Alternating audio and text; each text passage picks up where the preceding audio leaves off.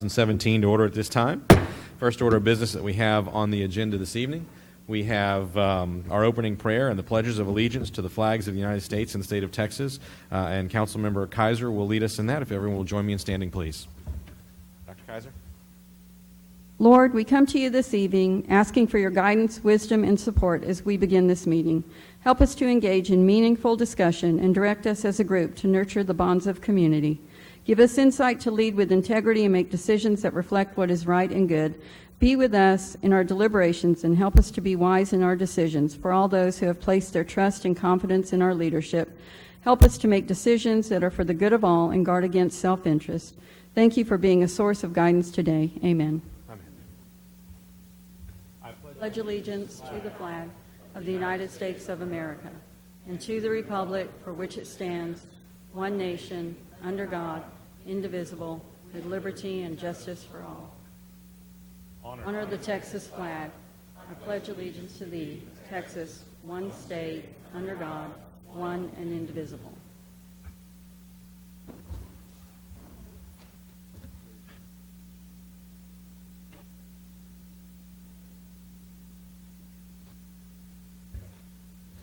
All right. Next item that we have on the agenda this evening is the administering of the oath to our new municipal judge, but he's actually holding court in another city, and it may take him a little bit of time to get here. So if he's able to join us this evening, we will swear him in. If he's not able to make it this evening, then we'll swear him in right before court starts on Thursday, but we'll deal with that as we go. So the next thing on the agenda this evening, city events and announcements. And the first item we have are announcements of upcoming city events. And who has the duty? Mr. Waite. Good evening. This Thursday, August 10th, we have the first of 3 community proposed budget meetings. That's at 6:30 p.m. this Thursday, Schertz United Methodist Church on Roy Richard Drive. Then next Wednesday, we don't have a council meeting next Tuesday, and next Wednesday, August 16th, we have the second of the 3 meetings. That's also at 6:30. The second one will be at Corbett Middle School, 12,000 Ray Corbett Drive. And then the very next night, Thursday, August 17th, is the third of 3 community budget meetings. That one's also at 6:30, and that'll be in the North Community Center on Morning Drive up in North Cliff. Also, that same Thursday, August 17th, we have a ribbon cutting and chamber mixer at the Schertz Auto Service. That's at 1000 FM 3009. They're holding their grand opening for their new location. Ribbon cutting's at 5, and the chamber mixer begins at 5:30. And then you can come to the community budget meeting at 6:30. Friday, August 18th is the casino night from 6 to 11 p.m. for our Schertz Area Senior Center. It's their 5th annual fundraising event. There's a barbecue dinner from 6 to 7:30, the casino games from 7 to 10, and raffle and prizes begin at 10 o'clock. The ticket cost is $40 pre-sale. You can get those at the Senior Center or at the Chamber office, and it's $50 at the door. And you can call the Senior Center at extension 1970 for more information on that. Also, a reminder from the City Secretary's office, filing for Schertz City Council elections began Monday, July 24th. And that's for the general election on November 7th for the purpose of electing council members in place 3, 4, and 5 for a 3-year term from November 2017 to November 2020. The deadline on that, the application packet to be on the ballot has to be back to the City Secretary no later than August 21st, 2017. 5 p.m. Let's see. And then a save the date for October 27th through the 29th. For the Friday and Saturday, it's for the first ever Skylight Balloon Festival, will be held at the River City Community Church on their grounds. That's the old Verizon Amphitheater out on Lookout Road in the city of Selma. Family-friendly event featuring competitions, tethered balloon rides, food trucks, a trackless train ride, vendors, music concerts, and a whole bunch of balloons. You can contact the Chamber at extension 1950 for more information on that as well. Very good. Thank you, Mr. Waite. And one addendum to the announcements, the deadline for filing for a place on the ballot for City Council ends at 5 p.m. On Monday the 21st. Next item on the agenda, announcements and recognitions by the City Manager, Mr. Kessel. Mr. Mayor, thank you, sir. Mr. Mayor, City Council, I normally share stories I've thought about for a while, but I'm going to share a story that I just heard on my way in from our Deputy City Secretary, Donna Schmeckel. And it's kind of a praise item. After the council meeting last week, she was driving home, and in the ditch there was a couple of abandoned dogs, and she had a big heart. She pulled over and picked them up and then worked with Animal Services to get them checked out and to make sure that they, weren't missing and so on. But she threw out some really nice things to say about Debbie Hernandez and Edward Armstrong, who have been helping her over there. One of the dogs has heartworms, had to go to the vet. They both were fairly flea-ridden and needed to be taken care of. And they've kind of guided her through that process. And she is now going to, since it's past all of the different deadlines, she has said she intends to adopt the dog. So congratulations to Donna, but also thank you to Debbie and to Edward. And I think that they help a lot of folks out that same way, and it's very much appreciated. Nicely done. All right, next up on the agenda, we have the hearing of residents, and signed up this evening is Maggie Titterington. Maggie?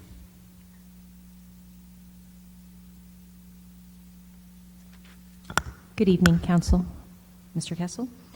I just wanted to bring back to y'all some survey results. I know Councilwoman Kaiser had asked when we had done the presentation for small business incentives, and Kyle had produced some numbers, but we kind of took it upon ourselves at the Chamber to not only poll our membership, but also make about 100 phone calls outside. Our poor little intern from Clemens, he's probably never coming back, did a lot of those phone calls for us, but we did have a response of, out of those 100 phone calls, 18 businesses that would actually talk to us that are non-members, and out of 180 emails sent to Schertz specific businesses, another 18 responded to that. So, but it's still pretty good. The input that we had, we just kept it to 6 very basic questions about, did they have a business plan and did they use it? And the majority, yes, they did. Were they aware of SCORE and SBDC, the help that they provide? Only 12 were aware of it. The rest were not. And one that had used it didn't think they were any good, which that was kind of disheartening. We talked about obtaining traditional bank financing. Has it been a challenge? The majority of them said no. A few said yes. A few said they used their own cash, and so they didn't have to worry about that. The thing that was most eye-opening, though, is we asked them what type of assistance would have been the most helpful when starting your business here in Schertz, and the majority said just UDC, permits, signage, ordinances, zoning, just the information about that. I know that's no surprise, and I know Mr. James has heard that quite a bit. I myself personally feel that the city of Schertz has gone a long way, and we are so much better than what we used to be. There is better communication, and I think a lot of this input about this is just maintaining that and keeping that up. Another thing, what kind of assistance would be helpful right now? And of course, this goes back into my request of consideration for within the budget of some type of granting. Again, it was help right now with city regulations and ordinances, things having to do with signage, permitting, zonings, financial assistance, grants. 30% of the ones that did respond said yes, a grant would be great. Some type of financial assistance would be great. It would be an encouragement from the city. Area business demographics, they would appreciate that as well. Some of them planted in areas, and one in particular said, I wish I would have known my demographic at that time because they're kind of struggling right now. And then the general consensus, a lot of them had a few gripes, but I would say the general consensus was positive. There is a perception that Schertz does not care about their small businesses. Parking on Main Street is a nightmare, and there is question about what the city business plans are for the future. And so this poll covered childcare, medical, retail, restaurants, and I wanted to be able to, especially Councilwoman Kaiser, to get a good demographic. But again, I think the reluctance in responding, there's a fear of retaliation, which I don't know why they would feel that way, but there's a fear of retaliation. They asked me not to reveal their names, which I'm going to honor that, but I think that's a little ridiculous myself. There is no basis for that. And so what I really want to do, and in working with Kyle and in meetings that we had today downtown at UTSA with the SBDC and the Economic Development Services at UTSA, I think the plan that he has is great about going forward and helping and having that assistance center. But I still strongly, strongly urge you to consider some type of an incentive program, even if it's just one time to just see if it works. Talking $25,000 or $30,000 out of the budget, having your committee of committees or a totally volunteer committee once a year meeting, put out the applications, go through it, and award. I mean, $1,000, $500, $3,000, depending on what they're asking for and if they fit all the criteria. I just think it would continue to build and push away the fact that there is such a negative thought process about how we do business here, because it's not accurate. It really isn't. I think it's just a lack of communication and a lack of information, and so I want to work with the city to get better communication out there like we already have, but I really feel this small business incentive grant would be a step in the right direction. Thank you very much. Thank you. All right, the next thing we have on the agenda this evening is a workshop, presentation, and discussion of the fiscal year 2017-2018 proposed budget. Mr. Walters, good evening.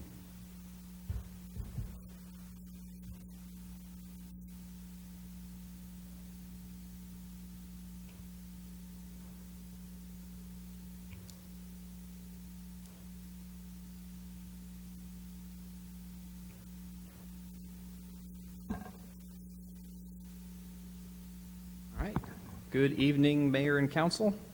Tonight we have the budget workshop for the 2017-18 budget. I have a fair number of slides to go through. I'll go through them quickly. If you see something, it is a workshop, so if you see something, you want to ask a question, feel free to do so. And again, this whole purpose is to kind of explain as much as we can about the budget and the differences and the changes.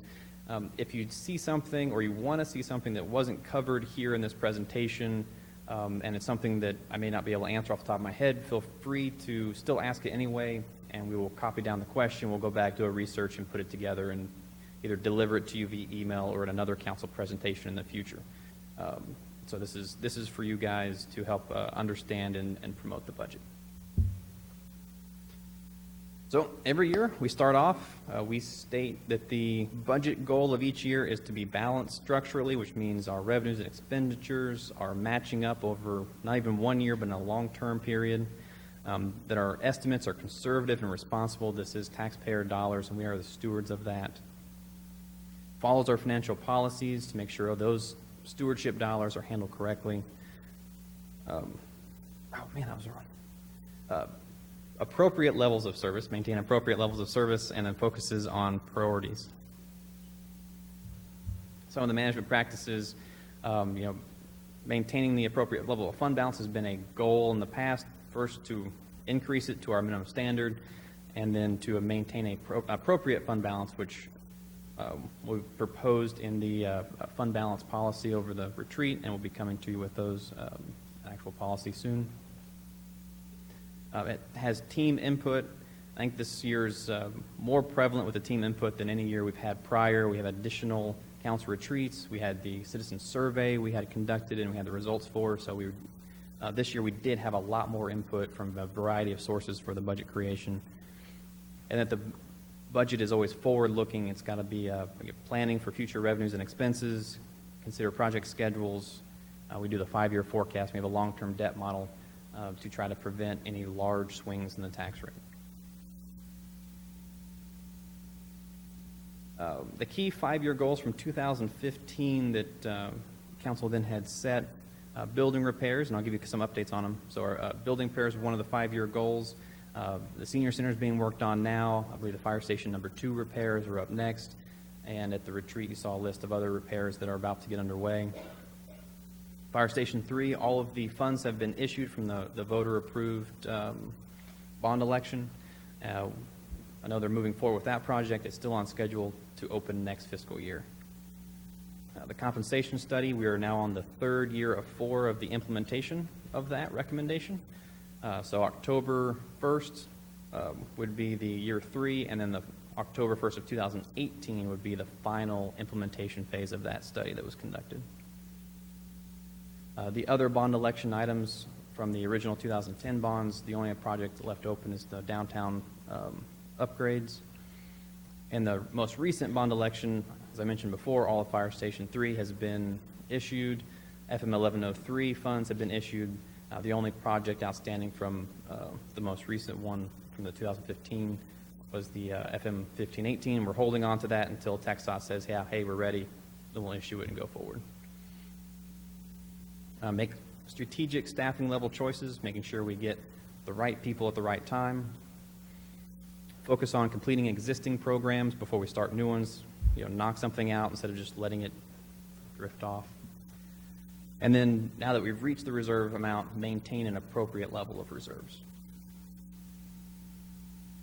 So some of the budget highlights for the 2017-18 fiscal year was, again, the classification and compensation study, the third year implementation of that, opening of Fire Station number 3. The budget includes 22 new personnel, part-time and full-time. It includes a new permit software. Includes some deferred park maintenance, the Schertz spin event, which we'll be starting to put together and testing that out next year. Additional vehicle and equipment replacements. On the Water and Sewer Fund, we have a couple of redundant water loop lines that provide continuous service to areas in the south in case one of the water mains break. FM 1103 utility relocation, so along with the upgraded road, we'll have to move our utilities out a little bit more. And then a bunch of drainage channel maintenance will be put in this year's budget. So the drainage channel, drainage fees go into a special fund. It's only used on drainage projects. We've built up enough balance in there that now we can get out there and get some real stuff done. So on the new personnel, we mentioned 22 people. It includes 4 crossing guards, 2 patrol officers, a plans examiner, a code enforcement officer, the final 6 firefighters we need to open station number 3, 3 EMTs, 3 water and wastewater, water and sewer servicemen, and then 2 drainage workers.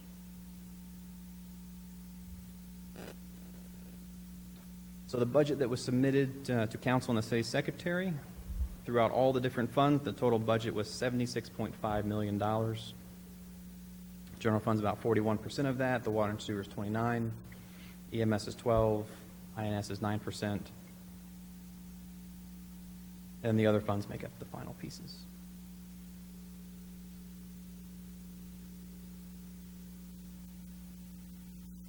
I mentioned we're, for the general fund, we have the expenditures on the left-hand side.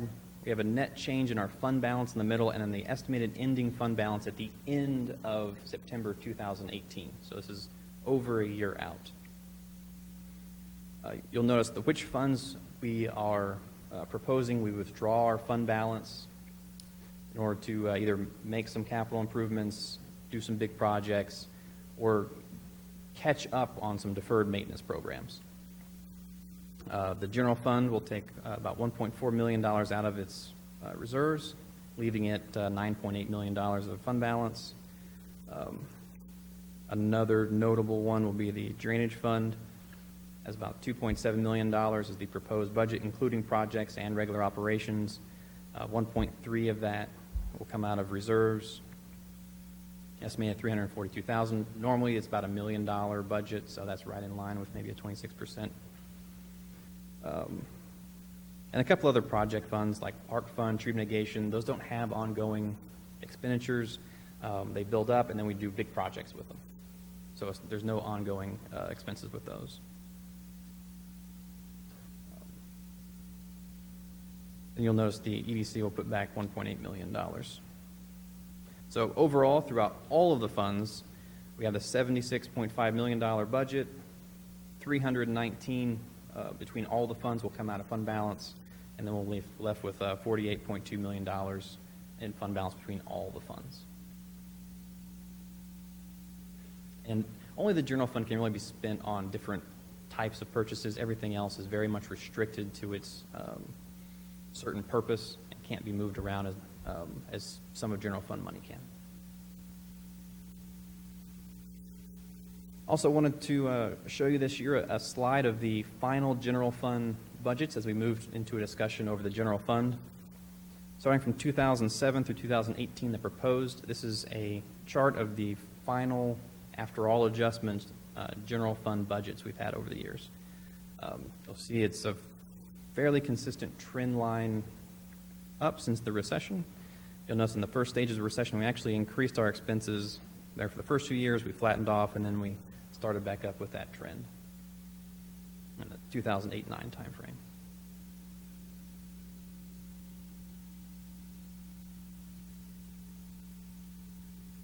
Moving into the general fund, overall revenues, $31.3 million, 38% is property taxes, 24% of the revenue comes from sales taxes. A big change this year because we're transferring in $1.4 million from reserves. You'll see the fund transfer is actually 14%. Normally that's closer to the 7% and more equal to the franchises and other fees at 7%. Then we have some interjurisdictional, some miscellaneous revenue that kind of make up the remainder there. On the expense side, again, total expense budget, $31.3 million.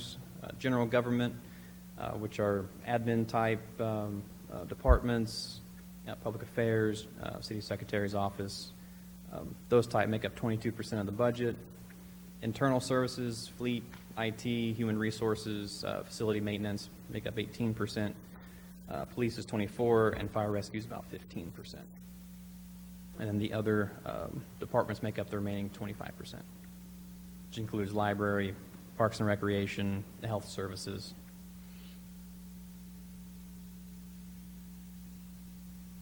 So for the general fund, to clarify, the revenues from taxes, fees, and service contracts equal to about $29.8 million. And then we're subsidizing that with a transfer from reserves of $1.4 million to get us that revenue to match those expenses that we're. Again, estimated beginning fund balance for next year is $11.2 million. We'll take out $1.4, leaving with $9.8 million. A 26% reserve policy would necessitate about $8.13 million being in reserves. Or sorry, $8,013,000. So we've been talking about taking money from reserves for the general fund, and that is a response to the proposed budget assumes that a 20% fund balance will be required through the new policy, as discussed at the retreat. And the choices made in the proposed budget is meant to reduce the fund balance to the 26% by 2022. So this budget front loads a bunch of expenditures up front, a bunch of hiring, a bunch of capital replacement, to catch up on some of the deferred items that we've let accumulate, get it all knocked out now, and then reduce the fund balance over the next couple of years until we get to that 26%, and we get back on with the normal operating procedures. So for the general fund, the budget increase from the FY 2016-17 year-end estimates is about $2.8 million higher than what we currently estimate ending the year at. Where that comes from is about $480,000 in new employees, about $337,000 in the year 3 classification and compensation study adjustment, about $375,000 from the permit software, and that one is offset by a contribution from the EDC of $265,000, so that's about a $110,000 general fund contribution. There's $50,000 for the contract park mowing, which will allow us to do a bunch of park maintenance for a year instead of concentrating on mowing. $4,000 for the Schertz spin. We have about a $403,000 in additional capital replacements that we're going to do next year, knock those out in one time. And we have about $1.1 million of increase related to just existing programs, be it the merit program, full year funding of mid-year hires, health insurance increases, Fire Station 3 operational expenses, general inflation, and then well as we're assuming, of course, less turnover next year on certain key areas, which will help keep the budget up. So this is a comparison to the year-end projections rather than the original budget. So the personnel side, we have a little bit extra turnover. We are adjusting the budget. We do a citywide turnover adjustment each year now. This is be the second year where we reduced all personnel lines in the budget by about 3%. Then we put a special contingency fund in about $200,000 in case there are departments with no turnover. We're able to reimburse their budget lines even amount. What this does is it nets about $400,000 of additional operational budget that we can then put towards other programs, rather than holding on, hoping that there's no turnover, and then all of a sudden, assistant director leaves, and it takes us a few months to get back on, and all of a sudden there's $20,000 of personnel savings that we hadn't accounted for. In larger departments, it's fairly easy. They're large enough, they have regular turnover, and small departments, let's say finance, we're out of an assistant director, we're small. We went through, say, 5 years with absolutely no turnover, and all of a sudden we have 2 back-to-back. Well, that's a lot of savings that we can now capture under having a citywide turnover and then a contingency fund built in to reimburse those accounts, rather than all of a sudden having $50,000, $80,000 in budget that we weren't able to act on because we weren't able to assume that the finance department was going to have a turnover event in 1 year. So, on the new personnel, the breakdown, the 6 new firefighters, $326,000, 4 crossing guards, about $11,000, plans examiner, about $60,000, code enforcement officers, $26,000, and all these funds are shown at partial year funding, which means we're not assuming that they'll be hired right on October 1, even if we get the get-go. Patrol officers are at mid-year and then at 75%. The firefighters, 3 are at as soon as we can, and then 3 at mid-year. Plans examiner, hopefully we get it out and get it filled quick enough. It may be a 10-month turnaround. And the crossing guards, I believe we'll be coming to council here shortly to see if we can get those hired, at least to start the hiring process now, so we can get them going for the new school year. It's right around the corner to get started. Sort of the replacement capital. On the previous slide, we saw $403,000 additional capital than in years prior. Overall, through the 17-18 budget, there's about $1.2 million in total capital costs. $998,000 equates to about 20 work vehicles for streets, fire, police, animal services, facility services, purchasing, parks. There's a couple of extra in here in facility services that kind of came due, and in streets. We do have about $500,000 annually in PD. They do a good job rotating their vehicles out every 3 years, so that's a pretty reoccurring cost. Some of the other notable expenditures in capital that came up this time was the dump truck. Those don't get replaced very often. It's about $112,000. Skid steer loader in streets or parks, I'm sorry, would be $55,000. Again, trailers last 20 years or so, but it's time to replace a couple of those in streets and parks for $33,000. Streets needed a new forklift. Fire replaced a second large PPV van, and then the streets welder starting to fall apart. It's becoming more costly to fix rather than just buy a new one, so that was on the recommendation. So our Fleet and Facilities Department does a good job looking at every vehicle in their system, tagging them with each repair, allocating labor cost and part cost to see how much we originally purchased the vehicle for versus how much we're spending on maintenance and repair. And from that, he recommends a list of capital and vehicles that should be replaced now and in the next year. This year, we started asking him to expand that into a 5-year window. So we get a much longer and try to see if we can stretch this one guy a little bit longer. Maybe it'll even out so we don't take a huge $400,000 swing in capital replacements. So we'll see how well we can even that out in the future. So that's a new initiative we started. Sales taxes makes up 25% of the general fund revenue sources. In 14-15, the actual intake for the general fund was $7.2 million. Our estimate for 16-17 is 7.4, is tracking about 3%. And in 17-18, we expect that trend to continue about 3.1%, just following regular population increases in the area. If we see a new business that may generate a real noticeable sales tax, we look at that and we try to adjust for that. We did the same thing a few years ago when Cibolo was opening their Walmart. We made a adjustment with expectations for that, and we were pretty close to that in that event as well. One takeaway from this slide is that if you look at sales tax history in Schertz, for a long time we were growing in the double digits each year. We have seen it kind of level off to a really lock in with population in the past couple of years. The 3% are an indicator of that. Some of the large ones came in, or the kind of a big box stores or warehouse style commercial developments. So once we see that kind of level off, we'll be back to a regular population trend. Also want to go through real quick all the 5-year forecast that we had first started in 2013 and presented to council. It works out very well because that very first one we did have FY 2018 in that final column.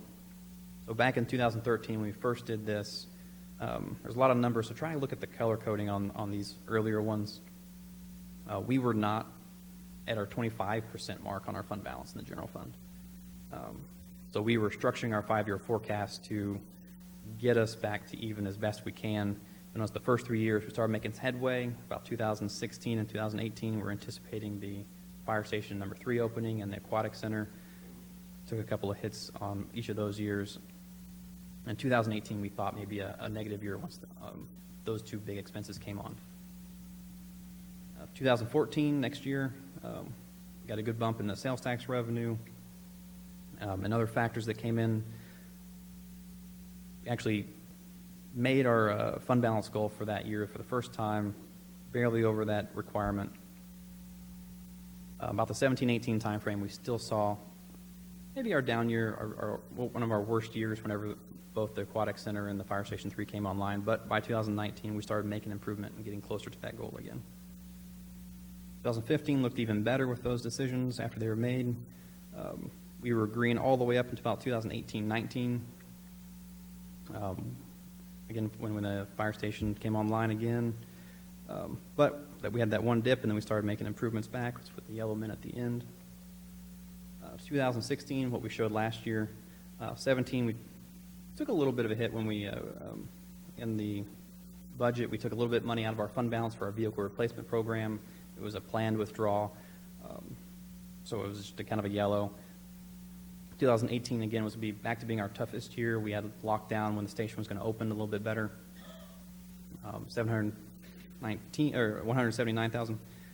But we were green all the way across. We had met, in a 5-year window, we had made our fund balance goal. So in 2017, as I mentioned previously, the city is proposing we make budgetary decisions this year that will impact the whole 5-year forecast in order to get down from a much higher fund balance percentage down to the recommended 26% as we proposed on the fund balance policy. So in 18, 19, and 20, you see those effects as they roll out. 1.4 million this year, 700,000 next year, and 580,000 in 2020. You'll see the percentages at the bottom. We're expected right now to be about 39.4% of our fund balance, drops to about 31.8, 28, 26.2, 26.1, and evens out to the 26% by the 2022. So we're front-loading a bunch of expenditures and new programs in 2018 to get started now rather than waiting to hire those people to make those changes, to make those improvements in 19 and 20. We also do the long-term debt model. This is for the INS fund, or the interest and sinking fund. Again, this purpose is to avoid large tax increases in the future related to debt issuances. Last time we saw a big around 2010, and we'll see a slide there. When we issued the 2010 voter-approved bonds, our tax rate jumped about 6% or 6 cents. We're trying to plan out the issuances a little bit better, work with the timing of the payments so we can avoid large swings like that in that tax rate. So the INS rate of 0.1662 includes $15 million in bond packages from election in 2015. Most of those are already issued. Has some additional CO bonds for infrastructure. The lowest fund balance is $328,000 at 2020, and that's considered a respectable amount. For the graph chart, we'll see the blue is everything that the city is currently issued. You'll see we had go up, and then it starts to drop down. We start paying off some of our previous debts. We issue again next year. The payments will start coming in 2019. See those. issue again in 2019. We see that the largest jump in 2020 is where the fund balance gets the lowest, comes back down, we build it back up, and these years kind of follow the overall projected trend in taxable value growth. So if I were to draw a line, we'd be putting money back, taking money out, putting it back, putting back, maybe evening out, taking money back, going forward. Real quick, I'm going to touch on the water and sewer, the other three major operating funds. Water sewer fund, you'll notice an increase in the SSLGC contribution of $520,000 related to the new debt for the Guadalupe well fields and the pipeline. Maybe a little bit of saws in there too. Now that they've started paying, the city's not taking all of that money on again. Waste contractor fees increases 3% plus the new population. This is the garbage pickup, about $432,000. Sewer treatment costs increase about 7% plus new populations, about $325,000. Just these are costs related to these services. And then they have about $387,000 of capital replacement as well. We propose maybe a CO bond being issued by the Water and Sewer Fund next year. It equates to about $144,000 of debt service annually. It will get us the 2 loop lines for continuous service, painting tanks at Nacogdoches and Live Oak Towers. Those should be done every 15, 20 years. We're a few years behind on the 4 tanks we have to do this on. It includes the 1103 utility relocations. Also includes a 3-man crew and vehicle, about $174,000, and contract hydrant testing out, about $45,000, free up our guys to be working on the lines rather than going out and flushing hydrants. Mentioned capital replacements. It includes a sewer cleaning truck, about $165,000, truck with a bed crane, $88,000, and then 2 replacement service trucks, about $104,000. So, looking at that, the revenues from services and fees and service contracts, about $22.5 million. A little bit of transfer from reserves, about $53.36, not much at all. Total expenditures, $22,652,000. The beginning fund equity is about $4.4 million. Take out about $53. We're estimating to end the year next year at $4.41 million in their fund equity. On the EMS fund, hiring an additional 3 EMTs, about net of $90,000. They're going to change a billing clerk to a billing specialist, about $11,000. It also includes merit and class and comp adjustments on the personnel heavy department, about $200,000 there. Their revenues from fees and service contracts is $9 million. Total expenditures, about $9 million as well. Beginning fund equity is $2.4 million. Added $13,000. Their ending is still about $2.498. Under the drainage fund, it includes 2 drainage workers by $85,000. Includes some drainage channel maintenance I was speaking about before. Includes some concrete work, concreting the sides of some channels, about $416,000. Includes some desilting of $535,000. That's where we take a big scraper and all the soil that's built up in the channel that's actually reducing its capacity to hold water and take it out of the city. We scrape all that out. Underground drainage channel at Hidden Grove, which sounds appropriate actually, $136,000. And then includes, you'll see the Lower Seguin Bridge project back in there next year, $484,000, and that's offset $242,000 with from a contribution from Cibolo. So we're partnering and splitting that cost.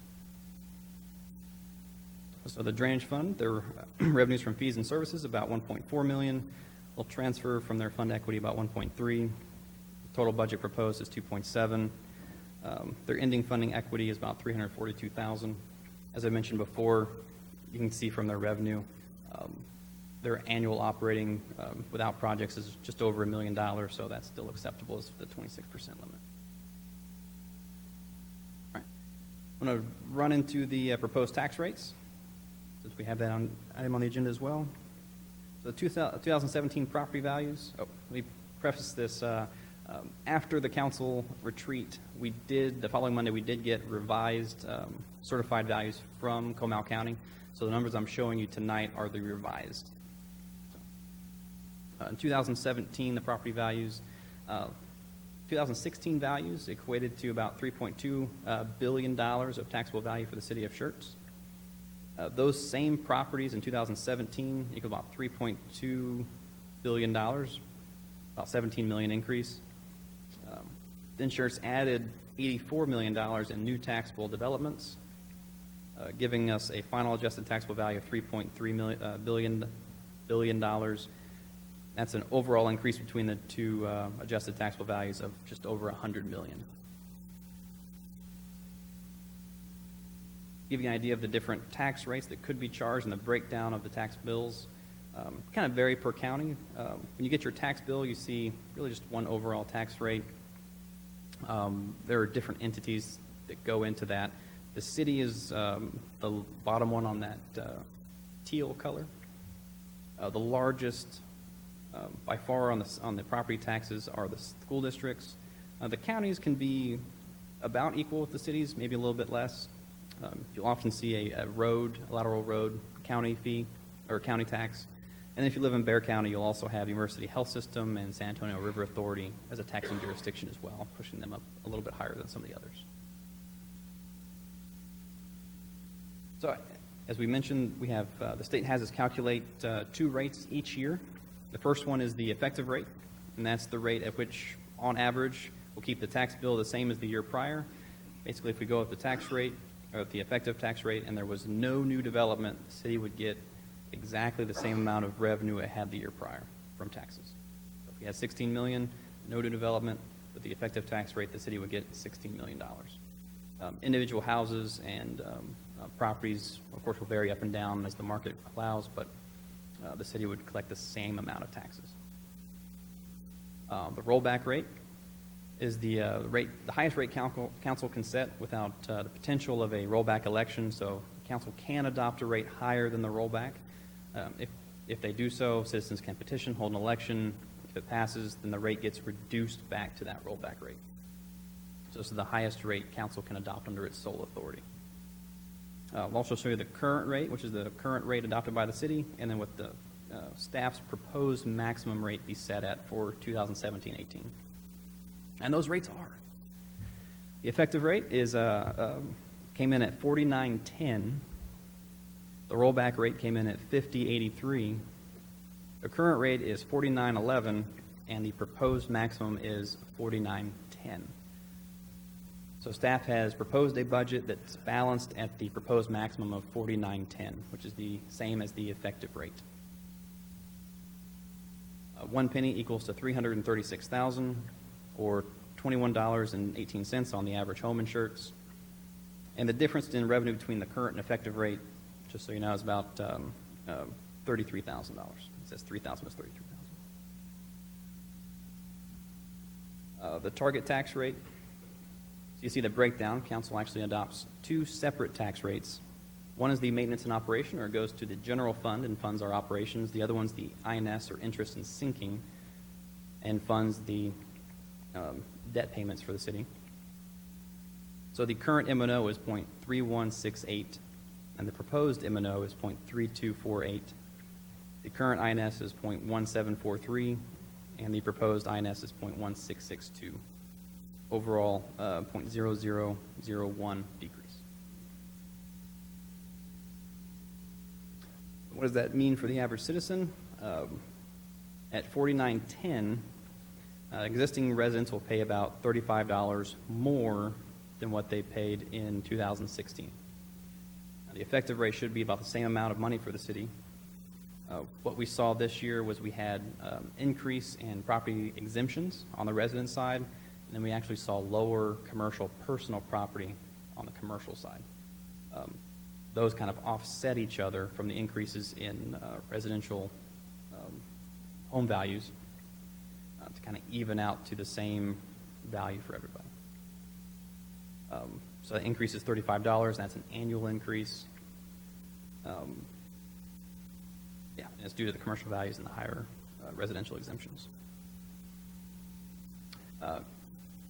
Just for information, if council went up to the rollback rate at 50.83, it would be an additional $72 on the average home resident in Schertz annually.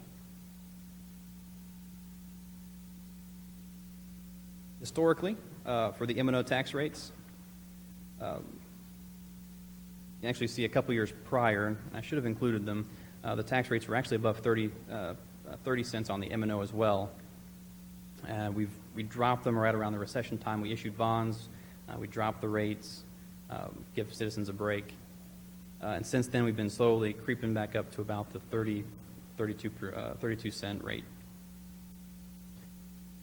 We've held relatively steady the past 4 years. On the INS side, I mentioned that we had a big change here. The INS rate, we pledged as hard as we could to keep the INS rate at 15 cents for those 5 years from 2007 to 2012. Once we started issuing the new bonds for the 2010 bond proposition, we had the raised rates. We didn't have the fund balance to buy down the rate anymore. So those 2 years saw a rapid increase in the INS tax rate, about 5 cents. Since then, we've dropped back down, try to stabilize out at a more consistent rate using the existing fund balance that had built up after that, as well as timing the debt payments and when we issue and how much we issue to even that out so the debt payments grow with the taxable value growth. So the overall tax rate, this is the total financial tax rate that's charged to the citizens of Schertz. Over the years, we were at 43 cents, 49. We peaked around 2014 at 49.99, and since then we've dropped back down to about 49.11, 49.10.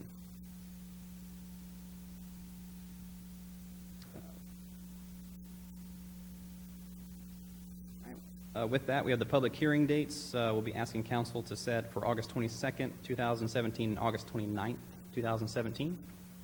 A couple weeks, once the notices go out after tonight's rate decision. On the full scale, the city turned in the budget book to the city secretary on August 4th. Tonight we're holding the budget workshop, set a preliminary tax rate, and schedule the public hearings. August 10th, we have the first budget community meeting, the 16th and 17th. The following week, we'll have 2 more community budget presentations. August 22nd, we'll have the first public hearing. August 29th is scheduled for the second public hearing and first vote. And September 5th is scheduled for the final adoption date. October 1st is when it goes into effect. All right. That. Any council questions or comments? Very good, sir. Any other than the valuation correction that we got from Comal County, any other major changes from what we saw on our Friday workshop?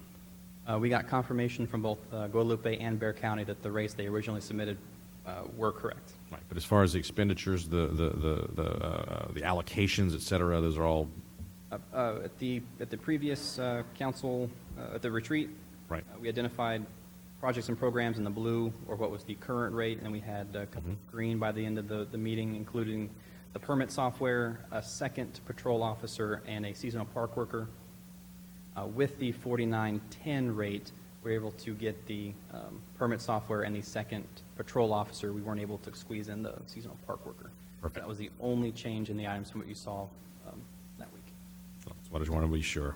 Council questions for Mr. Walters. Mr. Edwards. I have 2 questions. Page 25 on the slides, you're assuming that that's a 3% growth rate, am I correct?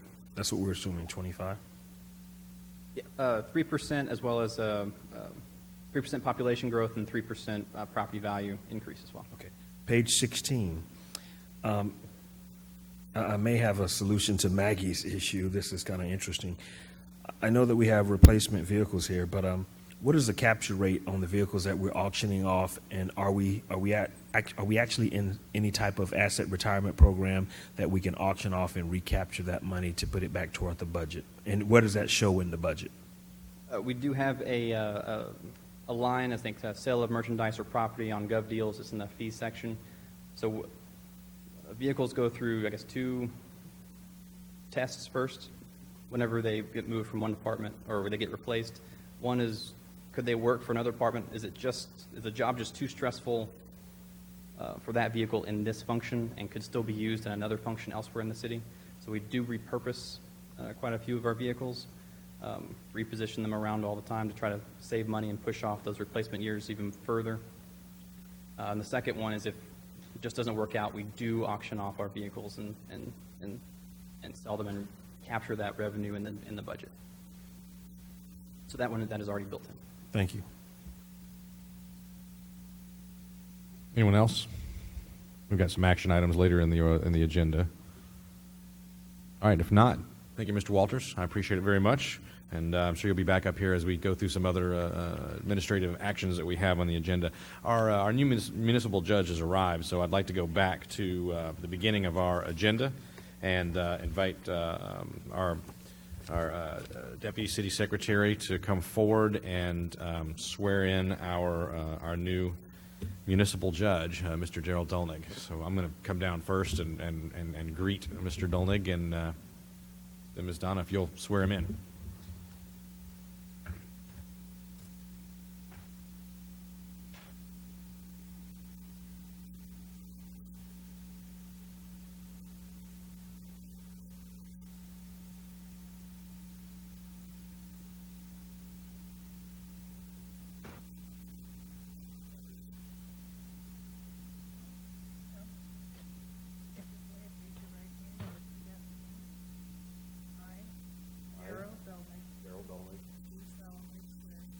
Swear that I will faithfully execute the duties of the City of Schertz Municipal Court Judge, and will to the best of my ability serve, protect, and defend the Constitution and laws of the United States and of this state, so help me God. All right.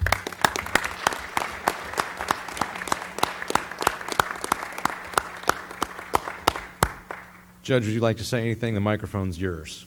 Oh, I look forward to working with all y'all. I've been here for 24 years. I love this community. Y'all have an incredible municipal court staff. And let there be no doubt, I work for them and I work for you guys. This is not my court. This is your court. This is your city. It is your staff. And I'm just here to fulfill a role. And I hope I do it in an honorable way with fairness and justice, and most of all, portraying a positive image for the city of Schertz, because I indeed love this community. I really do. Thank you, Judge. We're thrilled to have you with us, and look forward to you serving with us for as long as you'd like. So glad to have you. Very nice.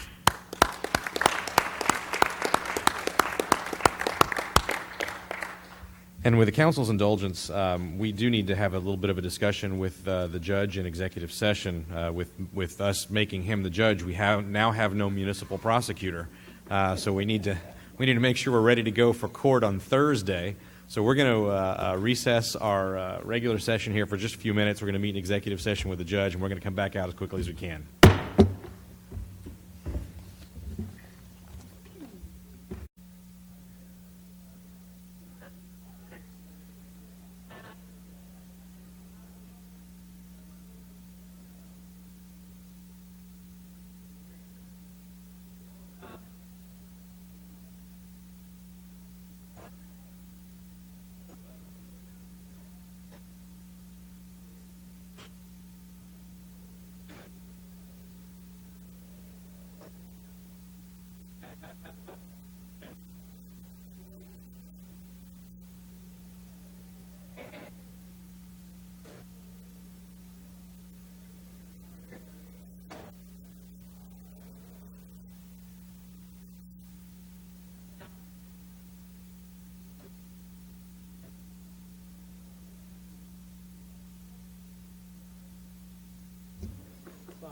I think it's great. I'm just saying, that's only because I know what I know now.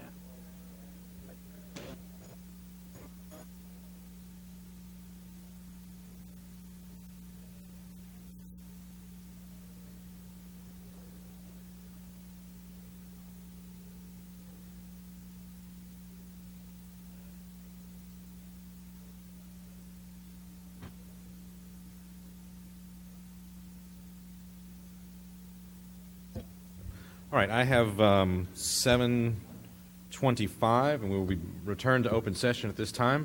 The item that immediately follows our closed session, and by the way, I have to read this. I forgot to read this prior to going into executive session. City Council will meet in closed session under Section 551.074 of the Texas Government Code, Personnel Matters, to deliberate the appointment of a municipal prosecutor. So while I mentioned it, I did not read the required language, so I just wanted to get that on the record. This is our city attorneys going, that's right. Item 11A is take any action based on the discussions held in closed session under agenda item 11. And I'm going to make a motion from the chair that we appoint Tom Howe as our interim municipal prosecutor and Carlos Solis as our interim assistant or alternate municipal prosecutor, and that we post for the positions of prosecutor and assistant prosecutor or alternate prosecutor beginning on August 18th. And leaving those postings up through September 1, with the requirements that prosecutors be licensed attorneys within the state of Texas and have municipal court experience. I'll catch up with you and make sure that's all. Second. Very good. So I have a motion from the chair, have a second from Mr. Edwards. Any other comments or questions from council? If none, I'll call for a vote. Aye. Aye. Aye. Aye. Aye. Aye. Aye. 7 ayes, no nays. The motion carries. All right, very good. Thank you. At this point, we've taken care of the swearing in. I've jumped all over the place on this. We've completed our workshop on the budget, so we're going to move to workshop item number 2, which is discussion and possible action regarding public speech, including the use of social media by appointed members of city boards, committees, commissions, and members of other corporations or boards where the city council or the mayor may have appointment authority. And Mr. Crawford had asked that we have on this on the agenda this evening, so I'll start off with Mr. Crawford and let you lay this out for the council. Thank you, Mr. Mayor. I wanted to have the discussion so we can come up with something that gives guidelines to the members of all of our committees. We already have guidelines. Well, we don't even have the exact guidelines for city council, do we? On social media and ethics about what we say and how we do business that way with respect to city business. So not only council, but the committees and people that are appointed to those jobs. So it's kind of open to the staff or to the council to say what they want to say, and maybe we can come up with a way to organize some kind of wording with the attorney's assistants or something that says how to be held to a little bit higher standard, which is what we should be expected to do in our positions. So is this for committees? Mr. Edwards? I'm sorry, Mr. Mayor. Is this for committees or for council? It would include, if it includes committees, it's got to include council. Okay. We are the committee's appointors. We appoint those committees. Okay. So first of all, I don't think anyone should shout fire in a crowded theater, personally. I think it's irresponsible to do so. Second thing I'll say is that we do govern ourselves. I don't think that we should attack other leaders, especially from either our neighboring cities or even from the dais here. When it comes down to social media, we've seen this time and time again, and we're looking at a classic case of it now all over. So if that's what you're asking us to police or to actually put something in place for it, I think that as people that are professional, I think that we should keep it professional. We discuss things on the dais.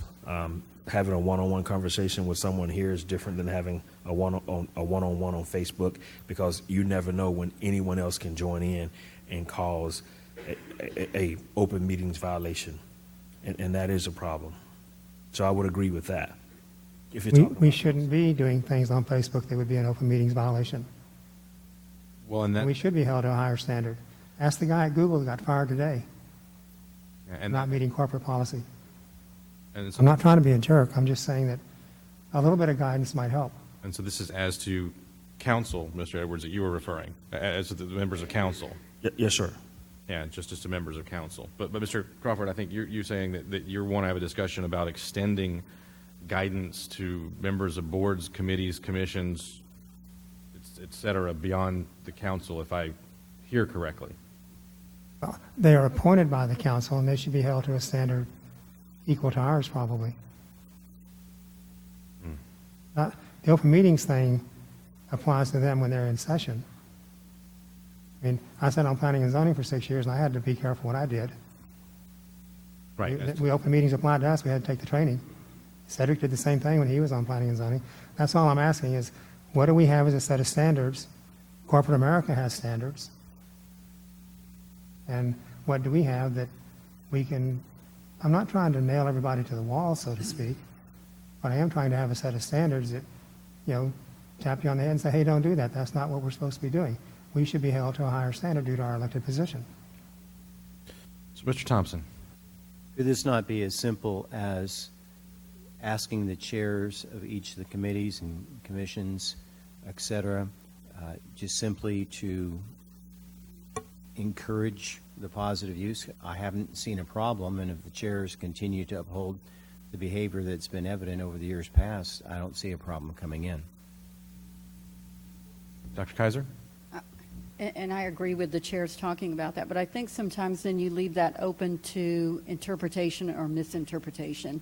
When you have a chair from every board saying something, it might not be a bad idea just to have something, a policy, and again, not to, come down with a hammer and say, you better not say this or this or this, but so that people who are volunteering on these boards and committees and commissions understand, what the city, the expectations, and to prevent something in the future from coming up.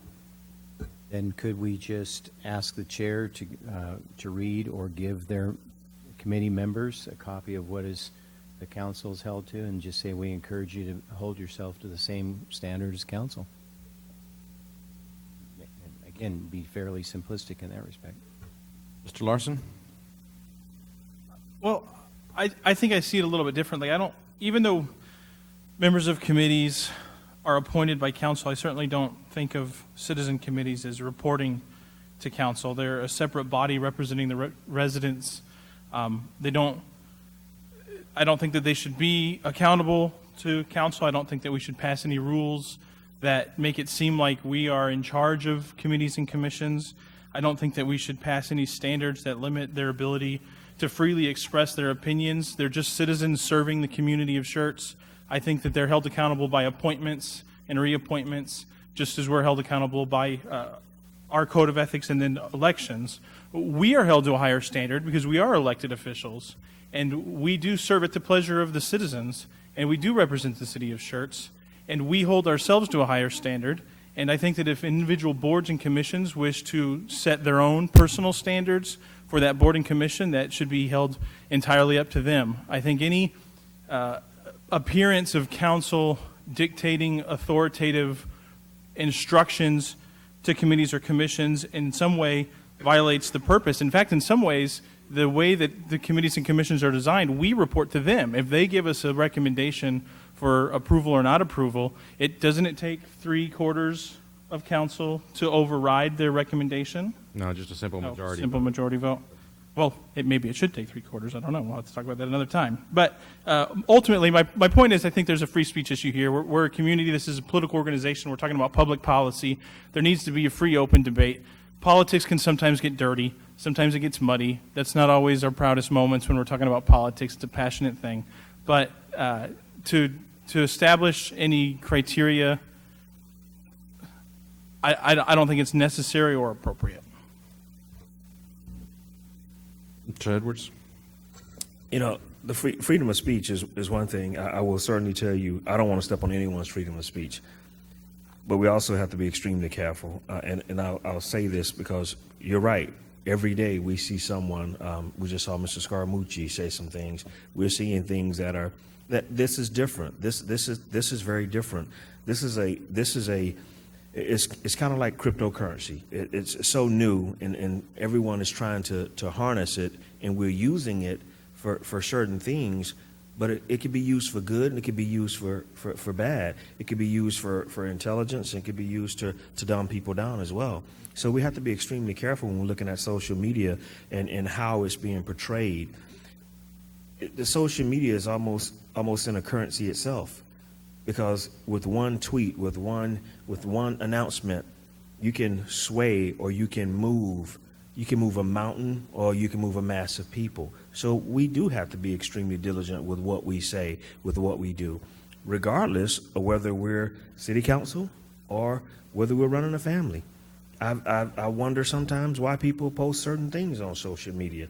But at the same token, I have to be extremely cautious to say, hey, you know what? Let's just stay away from that. It's up to me to police me.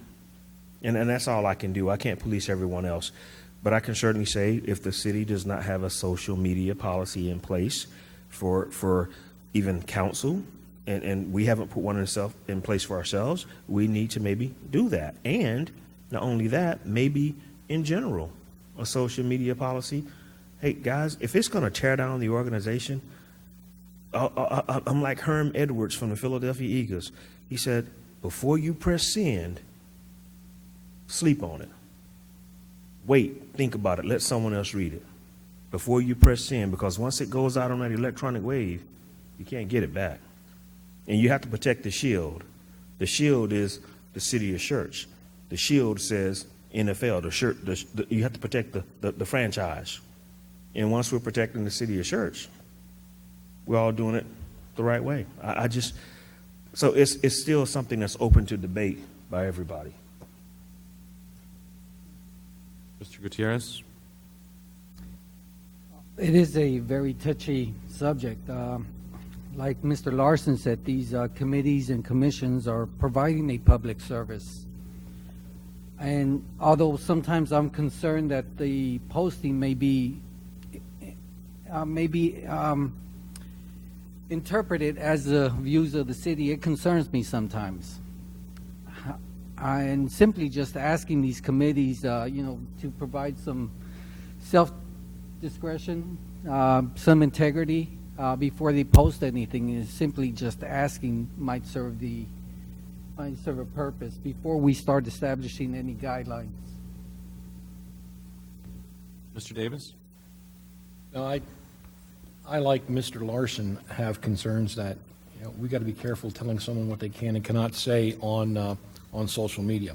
But on the same token, one of the best briefings we had was not more than a month ago from our city attorney on conduct of the city council members and how we should engage in public and things we should not engage in public.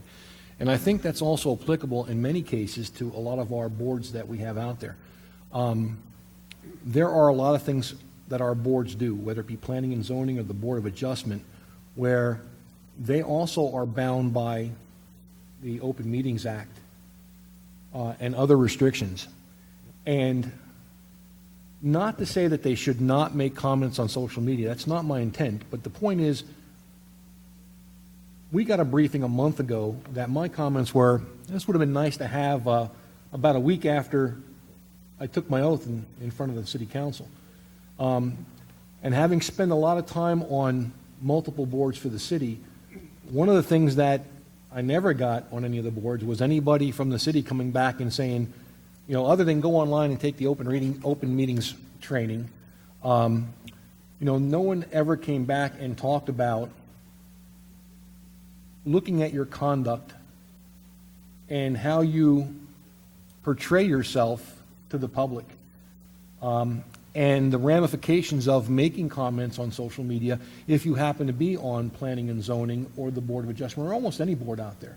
I don't think it'd be a bad idea, not necessarily to develop a hard policy that says thou shalt and thou shalt not, but I don't think it would be a bad idea for the city to go ahead and generate some kind of legal briefing from our city attorney to go out to the members of our boards, that when we appoint someone out there, they understand that as an appointed board member, there's a time and a place and a venue to make their comments, and that's not always, depending on the topic, on their Facebook page or some other social media site or Twitter or anything else, that if they have a comment, depending on the topic, that perhaps they should save that for when they're in an open meeting representing the city. So I'm going to make a comment. Everybody, I think all the members of council have had an opportunity to say a little something. I have to ask a question. When has this ever been a problem? When has this ever in the history of the city been a problem with people on our boards, committees, commissions, or anyone appointed by this council commenting in letters to the editor, social media, newspaper article, the press. When has it ever been a problem? And Mayor? Mr. Crawford. I can tell you on one planning and zoning meeting, a board member made a comment, and 2 or 3 weeks later, Brian can probably be more accurate on timing. We had Dan, is it Stantine, the attorney, give us a briefing on things we should and shouldn't be saying from the dais, much like Mr. Zeck did for us, and much like Mr. Davis said, that would have been nice if we'd have had maybe sooner, because something was said that probably shouldn't have been said, and the training was certainly appropriate and I think well received.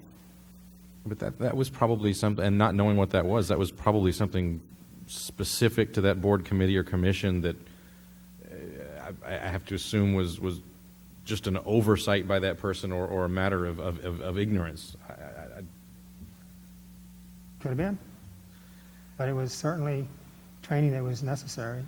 Okay, training being very different from the council trying to set up guidelines for boards, committees, and commissions. I mean, training, every member of every board, committee, or commission should have some level of training, particularly if they're quasi-judicial, that are quasi, what's the word from our city attorney, the quasi-jurisdiction, whatever it is, like planning and zoning and the Board of Adjustment, right? They have to have open meetings training, and I think that is probably sufficient. So other than that particular case, is there any time that this has been a problem? I can't remember one. And I hate to try to, yes, Dr. Kaiser. But do we want to wait until it is a problem? And then we're back up here saying, hey, maybe we should have had something. And again, I don't think it's being authoritative. I think it's just being responsible. Let's just tell everybody, look, these are kind of the expectations. And I'm not looking, again, as Mr. Davis said, thou shalt do this, you shan't do that. That's not, I don't think, the purpose. I think it's being responsible, and I think it's actually helping the board members. I was on the EDC board for 7 or 8 years, and while I'm not a big social media poster on things like that, we don't know when we're going to get someone who is.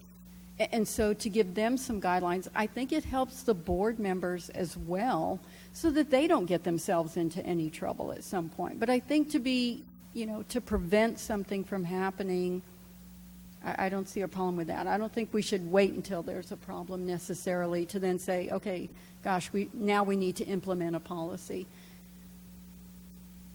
Mr. Edwards?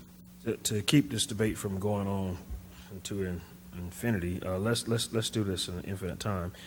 Why don't we have our city attorney and city staff prepare something for us to bring back that maybe we can actually utilize for training for all of our committees, boards. How about something like that? I mean, just kind of as a policy statement? No, not a policy, but a balance between what's acceptable, what's not acceptable. Just some guidelines, some general guidelines. And we can't hold everyone, we can't watch everything they say, but again, before you press send, before you post, sleep on it. Mr. Thompson? I'll just use an example of my wife. The organization where she works, they use a lot of volunteers, and they ask the volunteers to undergo a volunteer training workshop.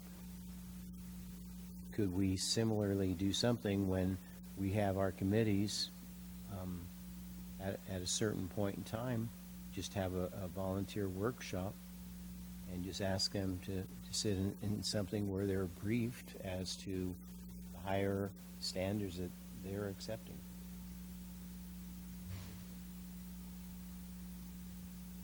Mr. Crawford? Ms. Rodriguez, do you have anything to point out to us that might be... Hold on. We're having a council discussion, and if you'd like to have someone other than council recognized, let me know, and I'll do that. But I want to have everybody on council have opportunity first before we add anybody else in or put our city attorney on the spot. It's fine. Thank you. All right, well, I got a couple other thoughts for us here. I'm not sure what precipitated this concern. I really don't know where we've had a problem in the past. I don't know that there's anything more that we should do other than perhaps if staff has a recommendation, if we don't already do an orientation for new members of boards, committees, or commissions, which I think perhaps we do something cursory. Maybe we need to have perhaps a wider orientation. But I got to say this. What I'm struggling with is looking at this from the perspective of, if someone comes forward and wants to volunteer to serve on a board, committee, commission, or corporation where we make an appointment, we shouldn't do anything to abridge their right to say anything, anytime. And if they do something foolish or stupid, then we need to look at removing them from that position. But most of the people that step forward and volunteer, at least in my experience, are grown-ups and act like grown-ups and don't need us to provide them with any oversight. And I struggle too as a constitutionalist with this one. When we all were sworn in, we raised our right hand like the judge did earlier, and we said we solemnly swear to faithfully execute the office of whatever it was that we said, depending on our office, and to preserve, protect, and defend the Constitution and laws of the United States and of this state. And the First Amendment to the Constitution says Congress shall make no law abridging the freedom of speech. We shouldn't be making any rules abridging the freedom of speech, except for ourselves, perhaps, if we wish to do that for ourselves. But for private citizens that don't hold elected office, it's their purview to say anything they wish, including coming in here, whether they sit on a board, committee, or commission, during the hearing of residents and telling every one of us that we're incompetent and can't do our job, if that's what they wish to do. Because it also says in the First Amendment that we shall also make no law abridging the right of the people to petition the government for a redress of grievances. They should be free to criticize us, to disagree with us, to criticize the city government, regardless of whether they serve on a board, committee, or commission. In fact, we used to have a rule in the city of Schertz, and I think it was in a previous charter, where it said that the city council was prohibited from removing someone from a board, committee, or commission just because they disagreed with the council or had public speech that seemed to criticize the council, because there was a fear that council would exercise some authority from their position of power to squelch or to censure the speech of residents of the city. And as long as they're not doing any damage by talking about something that violates the Open Meetings Act, or damage that opens us up to a lawsuit, or damage because they're talking about a confidential attorney-client privileged matter, or something that might be a current investigation or something of that nature, they're residents of the city and should be allowed to say anything they please or wish at any time. And frankly, we should welcome it. I'm vehemently opposed to this body providing any guidance outside of some basic training around what could hurt you or the city if you did it, just making them aware and aware only.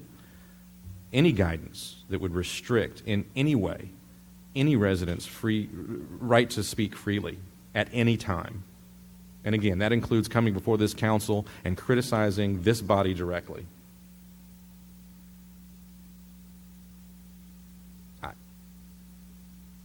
A government entity that seeks to limit the speech of any resident, any non-elected, in my mind, steps into the realm of something that is totalitarian. And I fear that.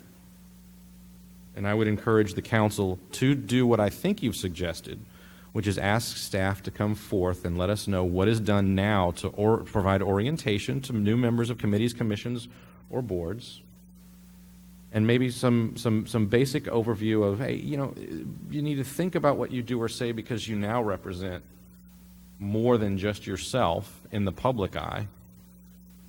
You're now aware. We're not going to place any restrictions on you, but you've been made aware. I think awareness is a fair thing to do, but I think anything like we have in our ethics policy for this body must remain strictly addressing this body. So I'll stop and allow council to comment. Mr. Thompson. I think the word awareness or orientation, I think we would all feel comfortable with that. And I think our committee boards and commissions members would be comfortable too, because that way they're aware of the culture which they're stepping into. Mr. Edwards? It's one thing, I'm kind of listening to what Ms. Kaiser's saying, and I'm also thinking, do we want to be too late on an issue? But at the same token, as long as the committee members or the board members recognize that they've had training and they've acknowledged it, I don't see why we need to put a policy in place. Or at least just acknowledge that you've had the training when you go through maybe that should be a part of our volunteer packet, a training of something of that nature. I mean, if that would suffice.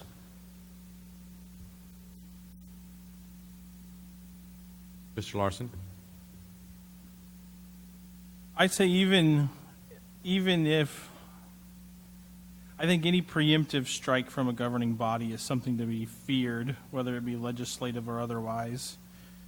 I think even when we have somebody who does something that says something that causes controversy or problems or challenges, even then we don't place restrictions on the speech.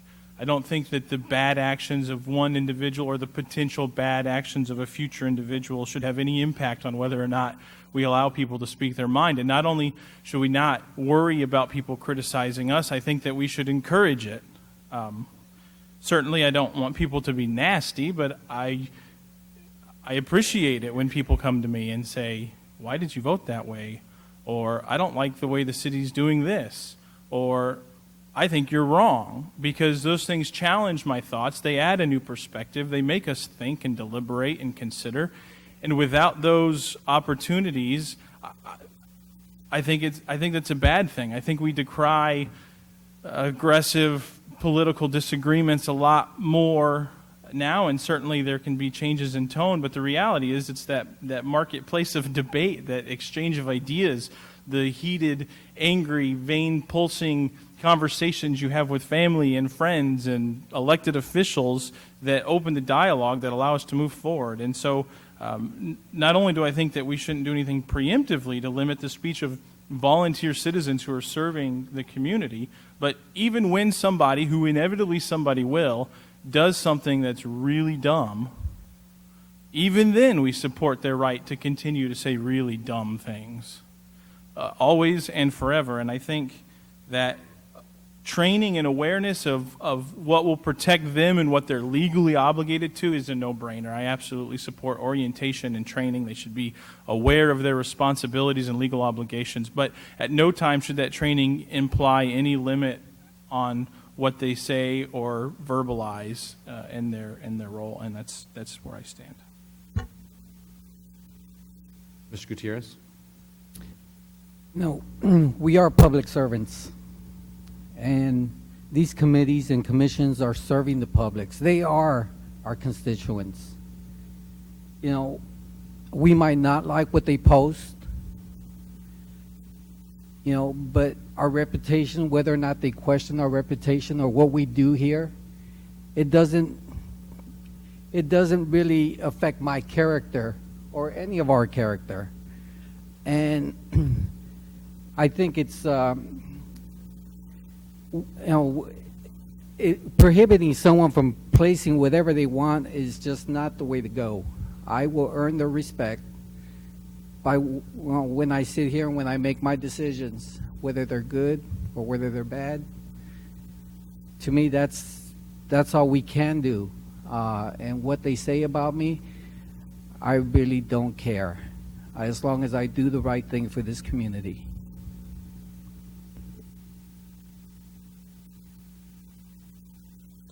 So if I might sum up, I think what the council is saying that we would like for staff, Mr. Kessel and the team and the city attorneys to check and see what we do today, and come forward with a simple recommendation for a cursory orientation that covers the basics of the Open Meetings Act and what it means when one is then thrust into the public eye as a volunteer or an appointee, and frankly leave it at that, and that there not be any further, certainly no, and again, please, I'll recognize you when I finish and you tell me if I've misinterpreted, but it seems like the consensus of the council is that the training and awareness needs to happen, but the placing of any sort of restriction on the free speech of any resident of this city is not a direction that we want to go. Mr. Edwards? Even if we did place something in place, guys, you would not be able to police it because the people have a right to free speech. People have a right to free speech. That's under the Constitution. Nothing that we do here will circumvent the U.S. Constitution. Nothing. Not state law. It just doesn't.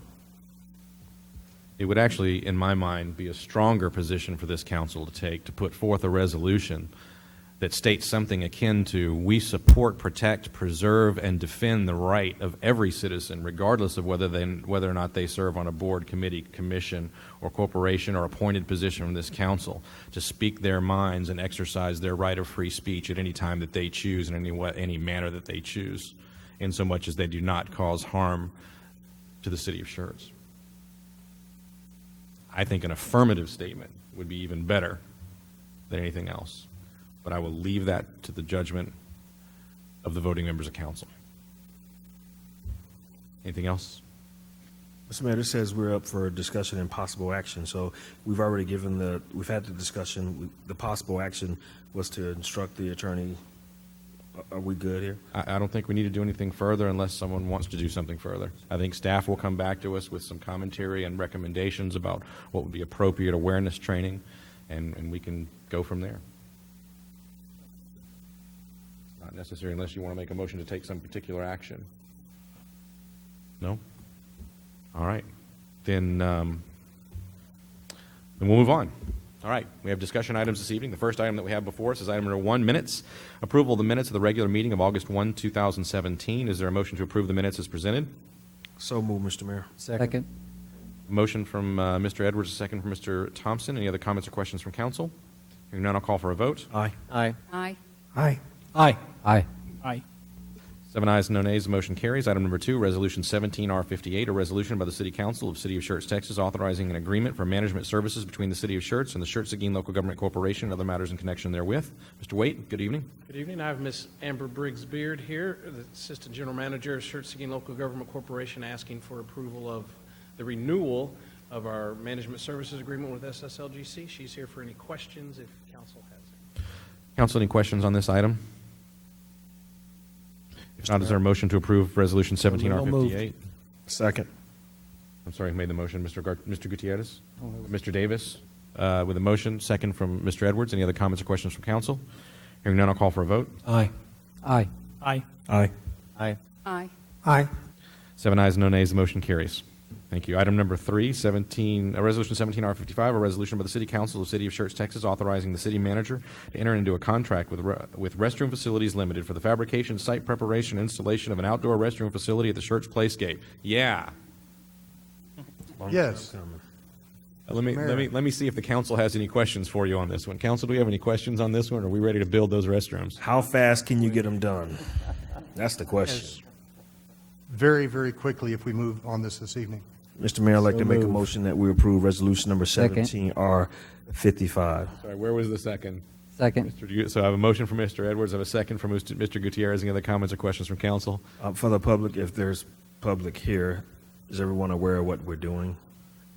Okay. We're going to build bathrooms over by the library and the Playscape. Much needed. Transparency. Very good. I'll call for a vote. Aye. Aye. Aye. Aye. Aye. Aye. Aye. 7 ayes, no nays, the motion carries.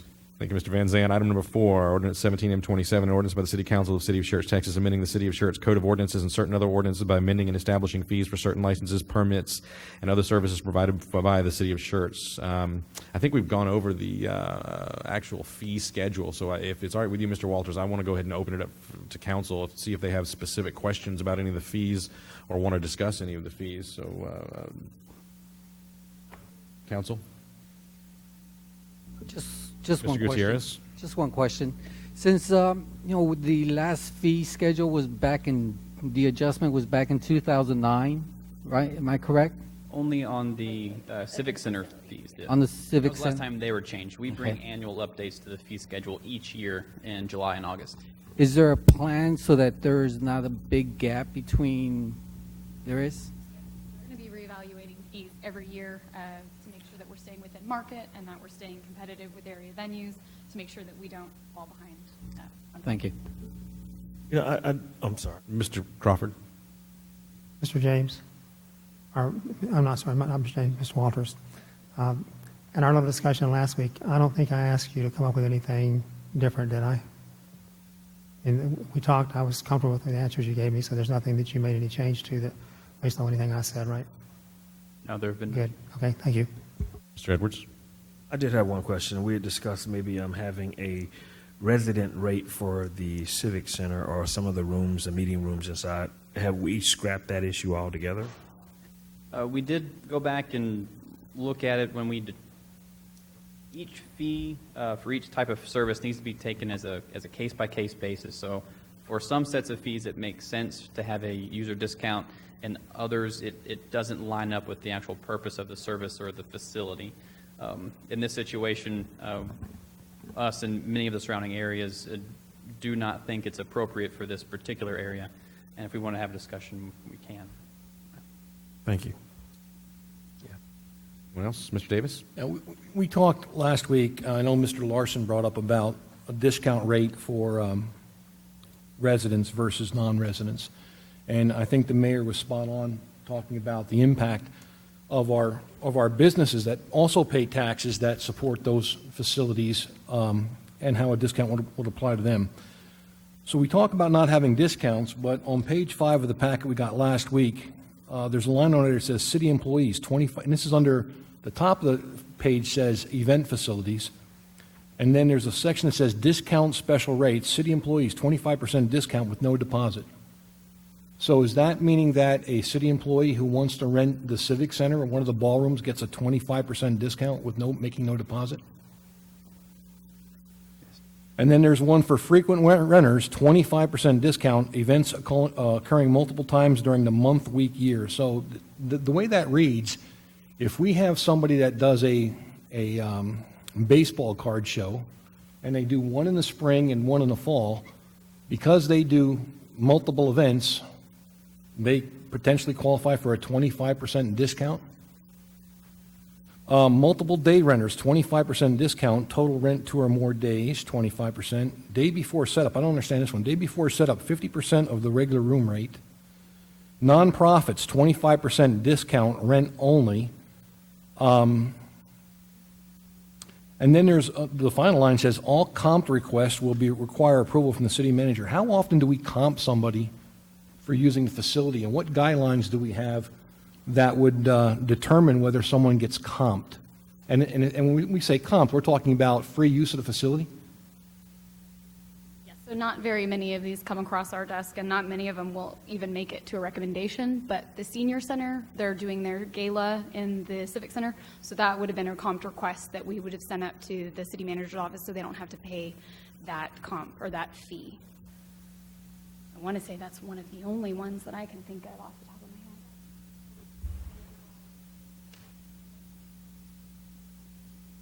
head. Oh, yes, I'm sorry, Homes for Pets. Homes for Pets also has their annual fundraiser in October, and they do request a comp event, and we've comped that one twice. And those are the only 2 that we've comped? I want to say that's correct.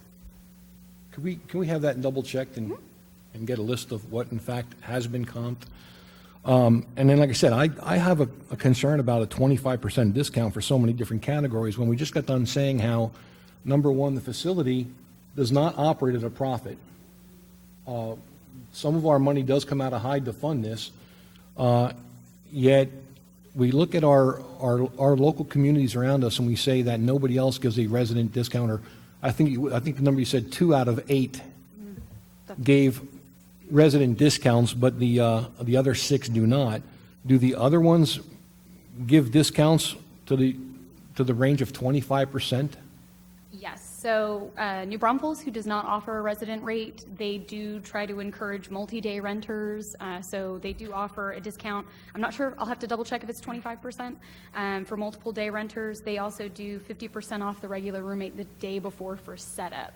So if you have a trade show going on and they're coming in on a Saturday and a Sunday, if they wanted to set up on Friday, they would pay the 50% room rental rate so that they could have their vendors come in and set up on that day before.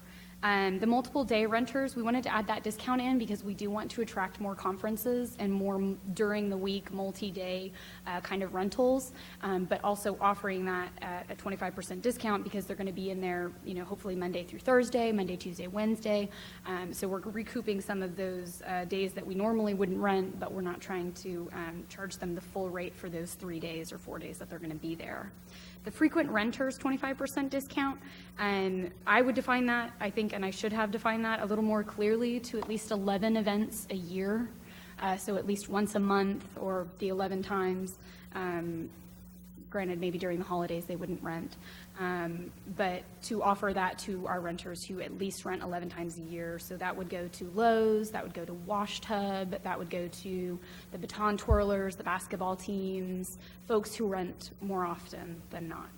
I will say, I'm sorry, I misspoke on the comp requests. We also do the master gardeners. We work with the Parks Department to allow them to come in and do training on Tuesday nights. They did that from February until May in the Bluebonnet Hall, and we did offer a comp rate for them to find meeting space.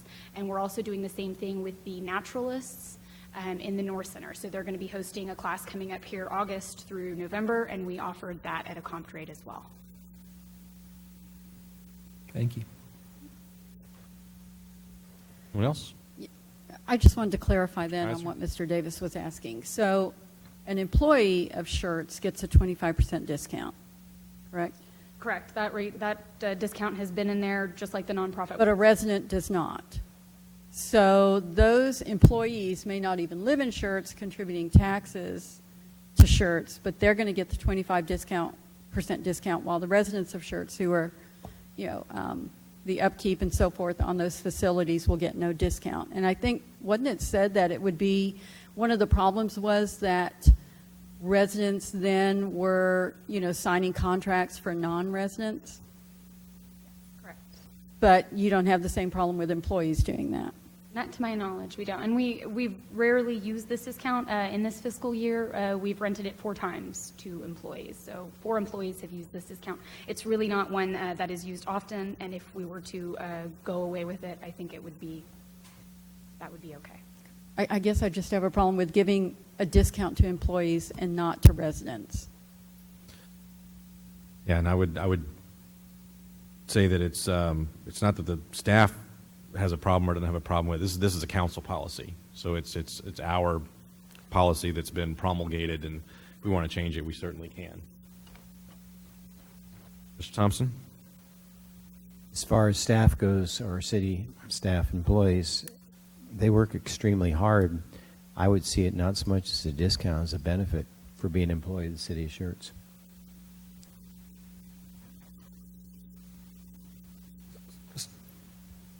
Mr. Edwards? Is it possible to run some numbers? Let me ask you. You said we've only rented it out 4 times, right? Correct. Okay. What were the revenues from those 4 times that we rented it to employees? Does anybody know the revenues for that? The revenues on the employees' rentals, I want to say 2 of them were in the Bluebonnet Hall, 1 was in the ballroom, and 1 was in the community center. We'd have to look at that, but I can get you the numbers on those. That'll be interesting to see the amount of revenue that it generated. And also, I look at, I agree with Ms. Kaiser, but I also agree with Councilman Thompson as well. But the reason why I say, what does it foster goodwill? And from the council, as a position of policy, does it foster goodwill for our employees? Does it continue to give us engagement from those employees? And how much revenue did it increase? That's what I need to know. It's a call for the council to make. Yeah.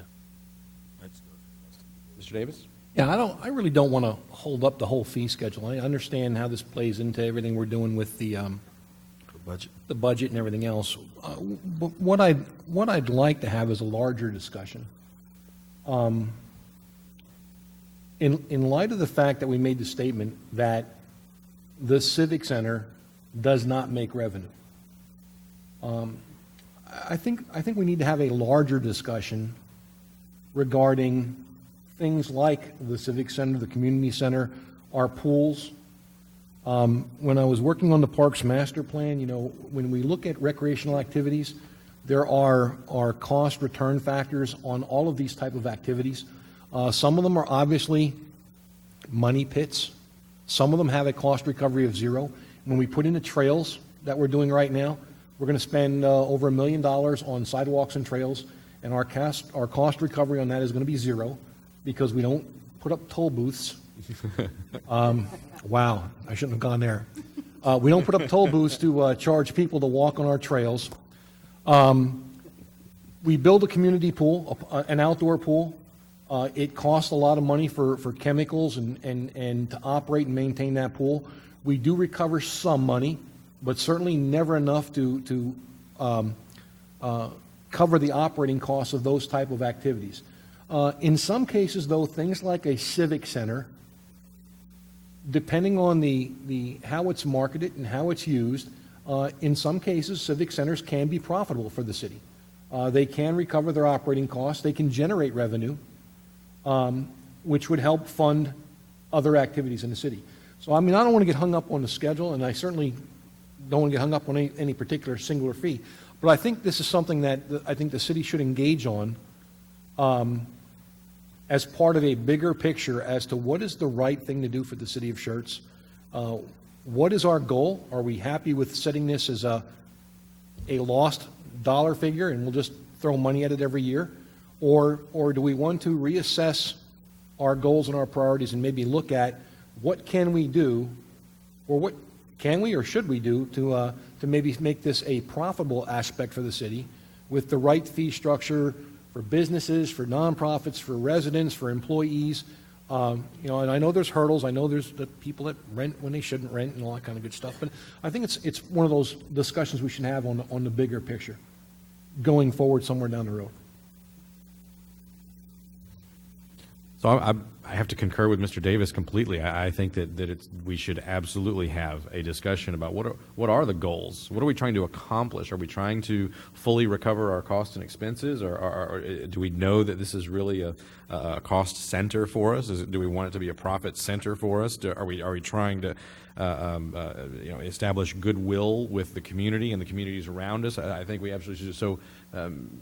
Mr. Meckel, if you would, for our next city council meeting, and I'll work with you on the exact verbiage for the agenda item, but we should have an agenda item that where we discuss not so much we'll discuss our fee schedule, but the goals and the spirit of that schedule and what we're trying to accomplish. And just as a council, go through that exercise, and it could yield some very interesting and, frankly, I think some very good things. Makes sense. Mr. Thompson. Such a discussion, I think, is going to take us well past the opening date, of the fiscal year. I would propose that we adopt ordinance number 17M-27 with the understanding that this gives the staff the time and the council the time to do something like this with it impacting the next fiscal year. Second. I have a motion and I have a second from Mr. Davis. Is that correct? Mr. Crawford? If I understood Mr. Thompson correctly, I think we should approve this sort of contingent upon coming up with, if there's any change, we can make a change later. There may not be a change, but is that something, is that what Just you're... clarification regarding the motion. Thompson? Clarification that we adopt ordinance, lost where I was, number 17M-27, with the understanding that the council, with the assistance of the city, will thoroughly examine this as it impacts the fiscal year 2018-19. Yeah, that's not restricting us from taking it up in the interim, but simply saying we will discuss this as we go in a broader sense. That's fine, thank you. Okay. And it is first reading, so we do have to have a second reading on this one as well. But I do have a motion and a second. And Mr. Schmeckel, did you capture who made the motion and the second? Did I call that forward? Yes, ma'am. Just want to be sure that I'd called that out. Any other comments or questions for council? If not, I'll call for a vote. Aye. Aye. Aye. Aye. Aye. Aye. 7 ayes, no nays. The motion carries. Thank you all. Item number 5, Resolution 17R60, the property tax rate. A resolution by the City Council of the City of Schertz, Texas, authorizing a preliminary maximum tax rate for fiscal year 2017, 2018, and other matters in connection therewith. Pardon.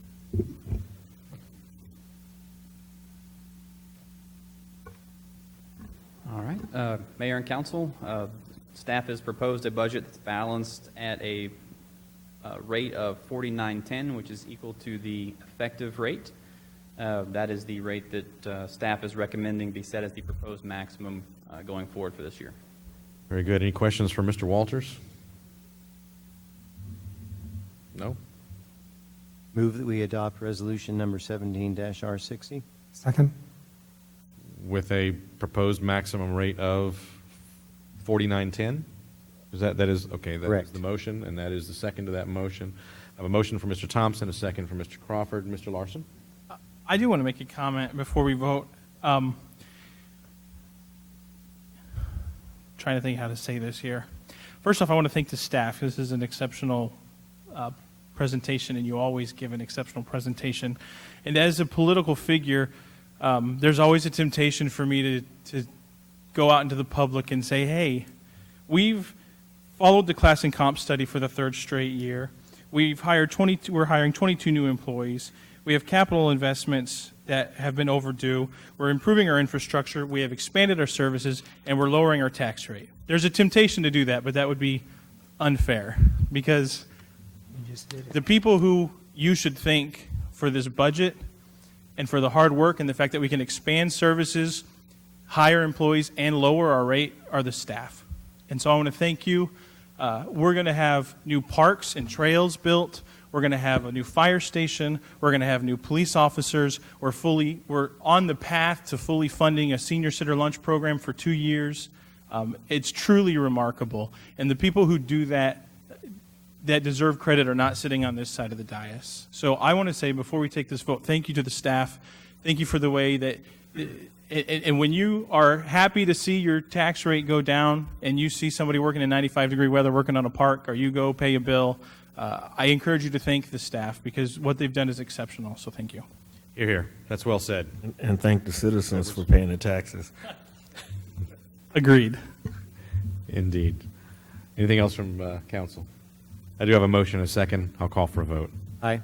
Aye. Aye. Aye. Aye. Aye. Aye. 7 ayes and no nays. The motion carries.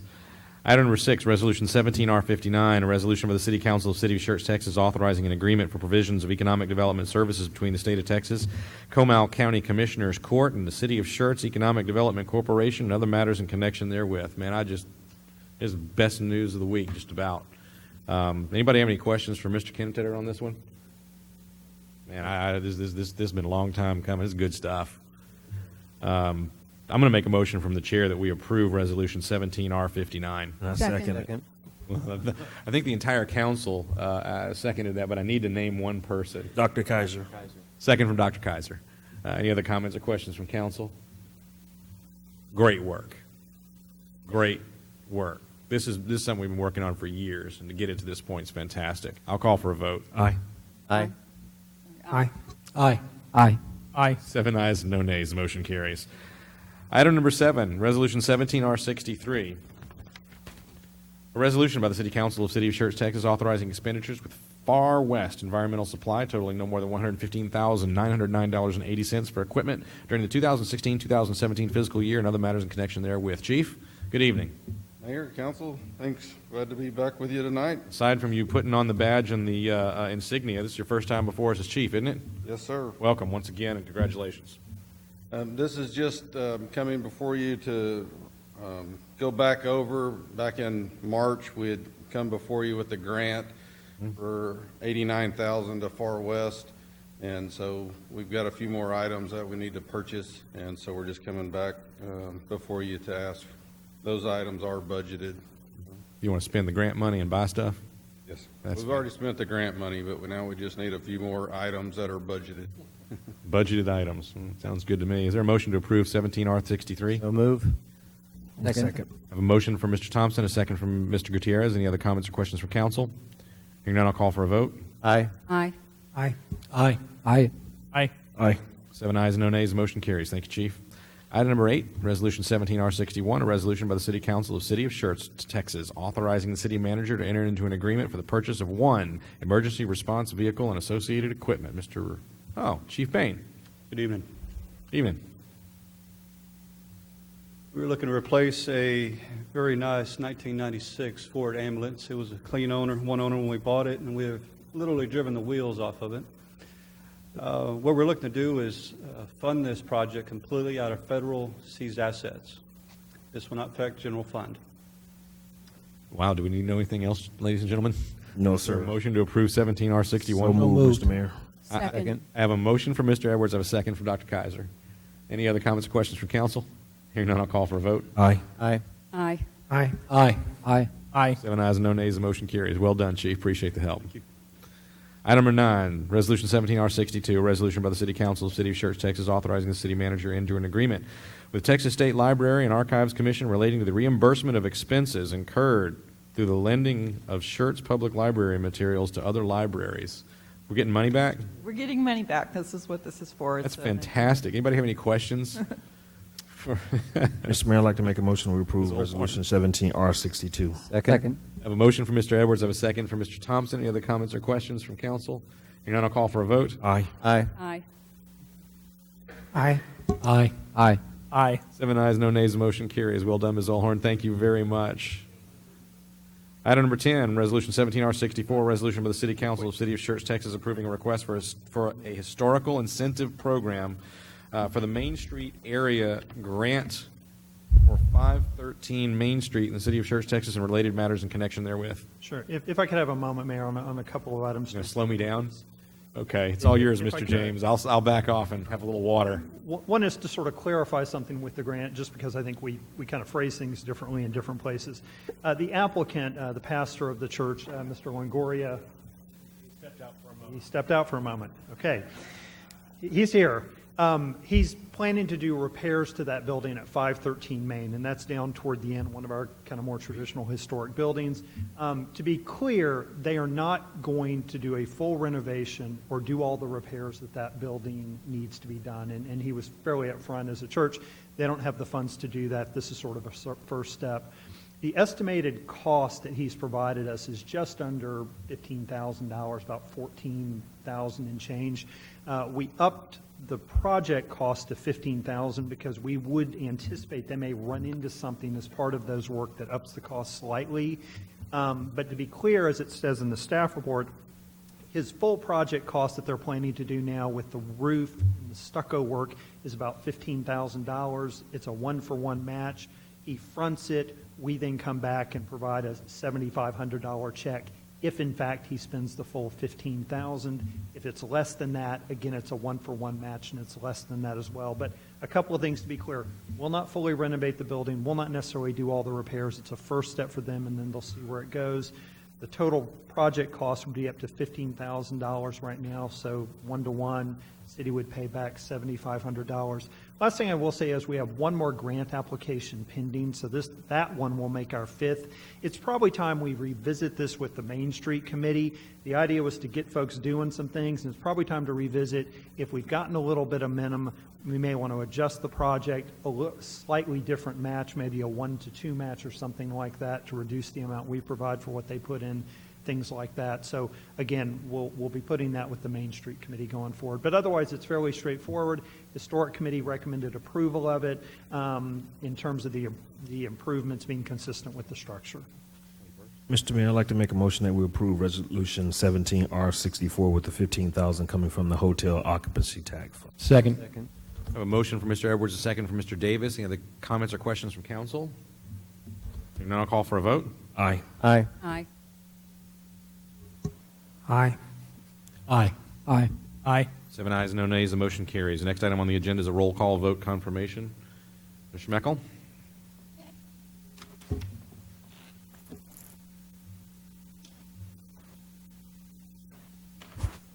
And I think, did I forget to do the roll call vote confirmation after the executive session?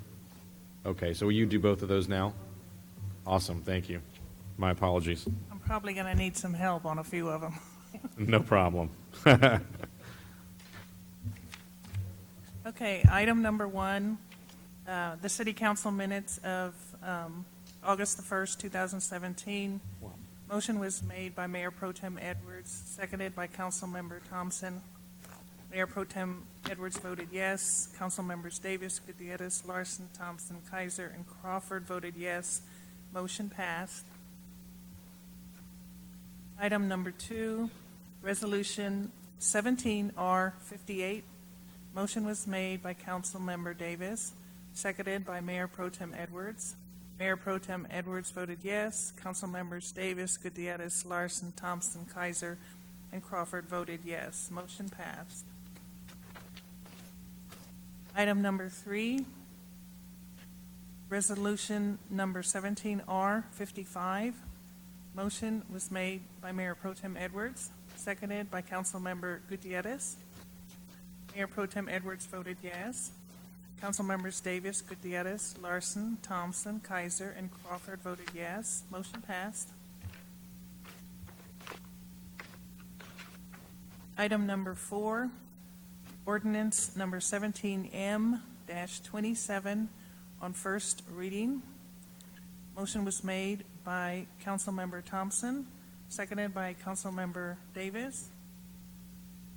Mayor Pro Tem Edwards voted yes. Council Members Davis, Gutierrez, Larson, Thompson, Kaiser, and Crawford voted yes. Motion passed.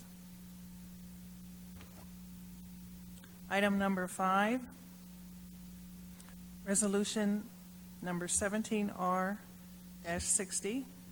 This is with setting the preliminary maximum tax rate for fiscal year 2017-18 at $49.10 and scheduling public hearings for August 22nd and 29. Motion was made by Council Member Thompson, seconded by Council Member Crawford. Mayor Pro Tem Edwards voted yes. Council Members Davis, Gutierrez, Larson, Thompson, Kaiser, and Crawford voted yes. Motion passed. Item number 6, Resolution number 17R59. Motion was made by Mayor Carpenter, seconded by Council Member Kaiser. Mayor Pro Tem Edwards voted yes. Council Members Davis, Gutierrez, Larson, Thompson, Kaiser, and Crawford voted yes. Motion passed. Item number 7, Resolution 17R63. Motion was made by Council Member Thompson, seconded by Council Member Gutierrez. Mayor Pro Tem Edwards voted yes. Council Members Davis, Gutierrez, Larson, Thompson, Kaiser, and Crawford voted yes. Motion passed. Item number 8, Resolution number 17R61. Motion was made by by Mayor Pro Tem Edwards, seconded by Council Member Kaiser. Mayor Pro Tem Edwards voted yes. Council Members Davis, Gutierrez, Larson, Thompson, Kaiser, and Crawford voted yes. Motion passed. Item number 9, Resolution 17R62. Motion was made by Mayor Pro Tem Edwards, seconded by Council Member Thompson. Mayor Pro Tem Edwards voted yes. Council Members Davis, Gutierrez, Larson, Thompson, Kaiser, and Crawford voted yes. Motion passed. Item number 10, Resolution number 17R64. Motion was made by Mayor Pro Tem Edwards, seconded by Council Member Davis. Mayor Pro Tem Edwards voted yes. Council Members Davis, Gutierrez, Larson, Thompson, Kaiser, and Crawford voted yes. Motion passed. Item number 11A, This is where I need help. I didn't get that. Do you have a copy of what you read? I can reread it. I did write it down, and I'll bring it to you.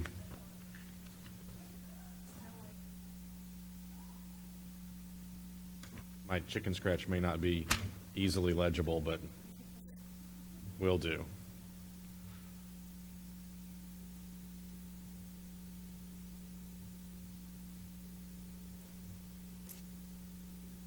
Okay, the last one, this is 11A, for appointing our prosecutor. A motion was made to appoint Tom, is it Howe? Howell? Yeah, Tom Howell.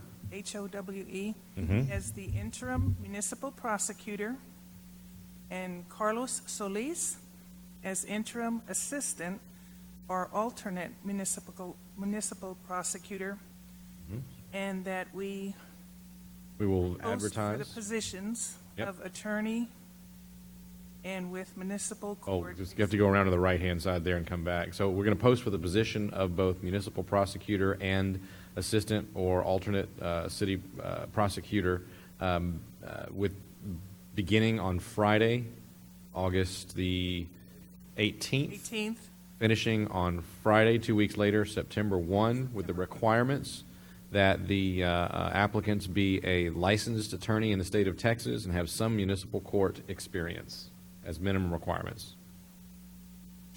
Okay, and that was, the motion was made by Mayor Carpenter, seconded by Mayor Pro Tem Edwards. Mayor Pro Tem Edwards voted yes. Council members Davis, Gutierrez, Larson, Thompson, Kaiser, and Crawford voted yes. Motion passed. Thank you, ma'am. Next item we have on the agenda this evening are requests and announcements. Item number 12, Mr. Kessel's told me he has nothing further this evening. Item number 13, placing items on a future council agenda. Anything that we need to have on a future agenda that we don't currently have scheduled for any of the members? Hearing none, I'm going to move to item number 14, announcements by the mayor and council members, and we'll start with Mayor Pro Tem Edwards. Nothing, sir. Mr. Crawford? Attended the school, Rose Garden School, whatever it is, on Saturday along with you and a couple other guys. Kind of nice. I wish I had a school like that when I was growing up. Yeah, absolutely. Mr. Davis? Nothing, sir. Mr. Gutierrez? Nothing. Mr. Larson? Nothing. Mr. Thompson? On the Primrose School, I had the owners approach me after many of the people left. They're very thankful to see what they believe was significant turnout from mayor and council members, and they just wanted me to relay their appreciation. They thought it was very positive for the city. Very good. Dr. Kaiser? I just wanted to say that in Brenda Dennis's absence, I think Donna has just done an extraordinary job. Hear, hear. Getting everything done. Very well done. Thank you. You are quite correct. Thank you for bringing that up. Well done, Ms. Donna. Well done. I have nothing further, so if there's nothing else from staff or the rest of council, then we stand adjourned.